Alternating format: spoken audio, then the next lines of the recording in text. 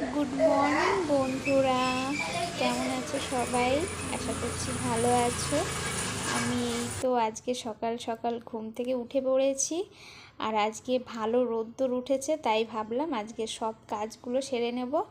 কাজ সেরে নেবো কি বলছি কেন, যে আগে 2-3 দিন বৃষ্টি হয়েছে, রোদ্দুর ওঠেনি, সেই জন্য জামা প্যান্ট অনেক দিন হয়ে গেছে কাচতে পারিনি। তো আজকে ভাবলাম বিছনার চাদরগুলো কাচবো। আর এই যে ওকে দেখছো, সকালবেলা উঠেই ওর নতুন জুতো পরছে।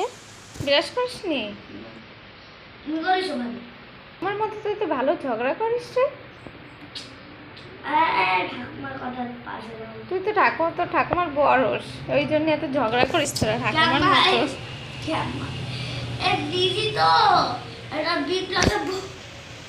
কি রাখবো?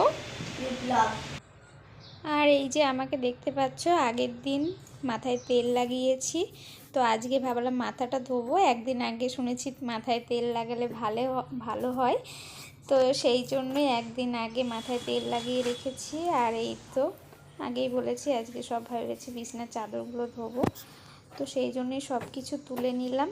আর আমাদের উপরে যে খাটের উপরে কোনো তোশক নেই, সেই জন্যে আমরা নিচে ঘুমাই। সেই জন্যেও না, আমাদের খাটে দুজনকে ভালোভাবে হয় না, মানে হয় কিন্তু কমফোর্টেবলভাবে ঘুমাতে পারি না, ওই জন্যই আমরা নিচে ঘুমাই।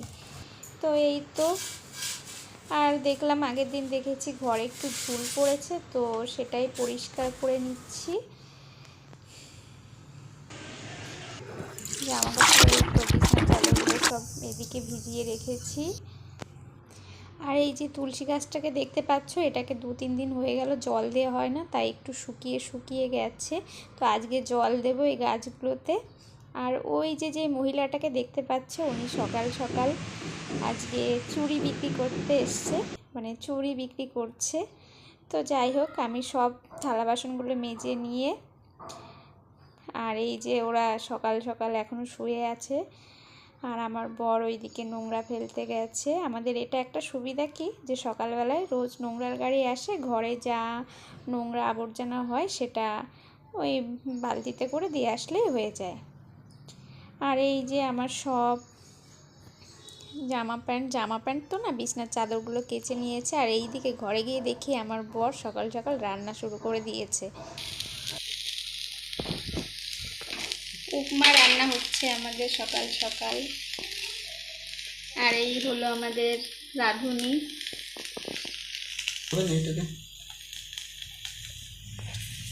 চাপ দিও না, এগুলো ফুলে কিন্তু অনেক হয়ে যায়।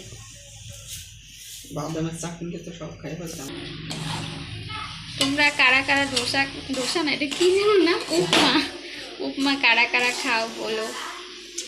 বেশি করে দাও, জল বেশি করে না দিলে একটু বেশি দাও, অনেক উপমা তো ওগুলো ফুলবে।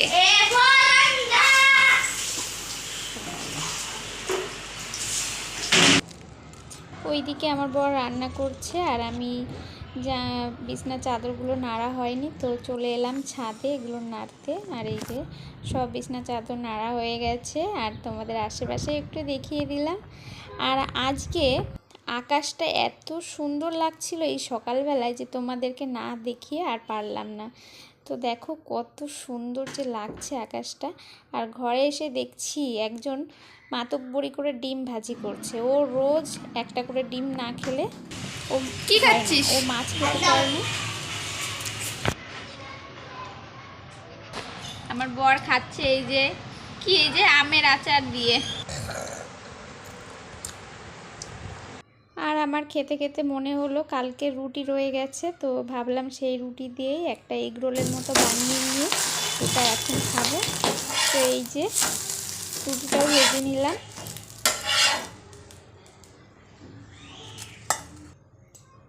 একবার খেয়ে উঠেছি, তো আবার খেতে বসলাম। একবার উপমা খাওয়া হয়ে গেছে, আরেকবার খাচ্ছি। আর এই যে আমি স্নান করে চলে এলাম।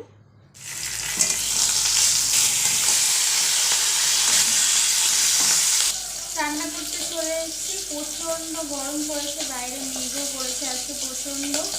সেই তো মাছ ভাজি করছি, এক এক করে রান্না করবো এখন।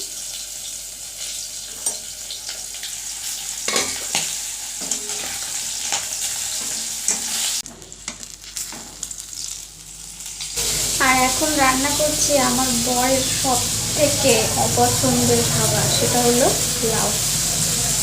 এটা দিয়েও একদম ভাত খেতে চায় না, পছন্দ না, ভাত কি তরকারি খেতে চায় না। তার তরকারিটাই রান্না করেছি। এই যে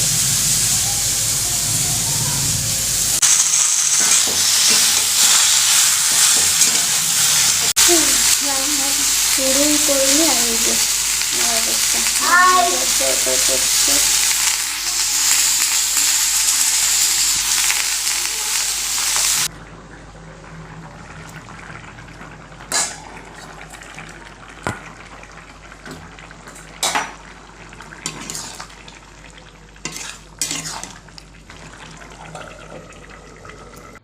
আর এই তো আমাদের লাউয়ের তরকারি হয়ে গেছে, আর এইদিকে ভেন্ডি ভাজি করছি।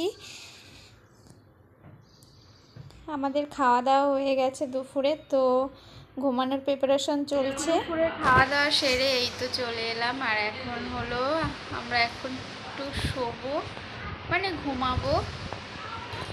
আর আজকে চুল শ্যাম্পু করেছি, এখনও মাথা আশ্রয়নি, টাইম পাইনি, মাথায় এখনও ভেজা।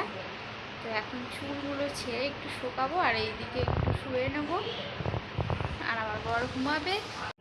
তো বন্ধুরা, আজকের ভিডিওটা ভালো লাগলে অবশ্যই লাইক, শেয়ার, কমেন্ট, আর আমার চ্যানেলটাকে সাবস্ক্রাইব করো, আর আমার ভিডিওটাকে বেশি বেশি করে শেয়ার করো, যাতে সবার কাছে পৌঁছে যেতে পারে।